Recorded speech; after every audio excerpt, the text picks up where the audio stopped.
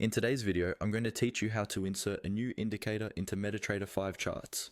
By the end of this walkthrough, you'll know exactly how to add indicators to your charts quickly and confidently, so you can focus on analyzing the markets instead of searching through menus. First, make sure MetaTrader 5 is open and you have at least one chart displayed on your screen. It can be any symbol or time frame. The process is the same. Once you're looking at a chart, move your mouse to the very top of the platform where the main menu is located. At the top, you'll see several options like File, View, Insert, and others. What you want to do is click on Insert. This is the main menu where MetaTrader keeps tools you can place onto your charts, including indicators, objects, and more. Clicking Insert will open a drop-down menu. Now, in that drop-down menu, hover your mouse over the option called Indicators.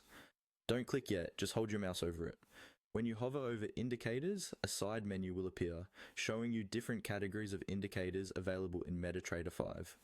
You'll usually see categories such as Trend, Oscillators, Volumes, Bill Williams, and Custom. Each category contains related indicators. For example, common moving averages are usually found under Trend, while tools like RSI or Stochastic are typically under Oscillators. Custom indicators you've added to the platform will appear under the Custom section. Take a moment to look through these categories so you have an idea of where your desired indicator might be. When you find the indicator that you want to add to your chart, move your mouse over that category, then click directly on the indicator's name. As soon as you click the indicator, a settings window will pop up.